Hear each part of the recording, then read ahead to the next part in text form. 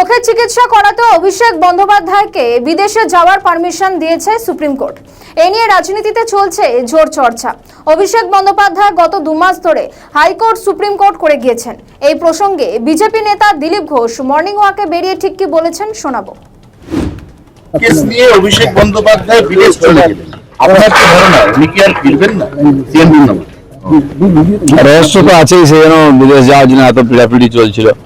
আমরা জানি একজন আম্মা ছিলেন দিল্লিতে 28খানা সুটকেস নিয়ে এসেছিলেন।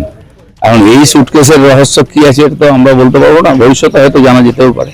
হ্যাঁ, কিন্তু উনি যে পিড়াপিড়ি করছিলেন চোখের চিকিৎসা পরবর্তীকালে উনি সুপ্রিম কোর্ট পর্যন্ত যান। ফাইনালি ওনার চোখটা দেখে সুপ্রিম কোর্টের মনে হয়েছে যে হ্যাঁ, হি ডিজার্ভস আ ট্রিটমেন্ট, বেটার ট্রিটমেন্ট। তাহলে 20খানার সুটকেস, ওটাই প্রশ্ন, পারমিশন নেয় যে মানুষের যাচ্ছে সুটকেস। এখন সুপ্রিম কোর্ট অনুমতি দিয়েছে, কিন্তু 20টা সুটকেসের অনুমতি দিয়েছে কিনা সেটা আমার জানা নেই। বলো। অভিষেক বন্দ্যোপাধ্যায়